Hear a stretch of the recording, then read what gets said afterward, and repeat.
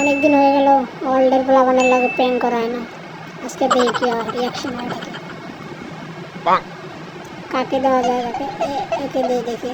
আরে আয় না দেখি তুমি, আর এ আয় না নিচে দিয়ে আর এ আয় না রে মানিক যাইছে। এ ভাই স্টার দিও না। হ্যালো, আমিও দিনে দিনে বলদ হয়ে গেছি। মাইক অন্যায় করে আমি বলতেছি হ্যালো। হ্যালো জানু গেমিং, রেডি তো খেলবো। আরে জান, তুমি আমাকে জানু বলো না, তুমি আমাকে জান বলে ডাকো। আমি রেডি দিচ্ছি, জান বলো। এই তুই কাকে জান বলে ডাকতে বলছিস?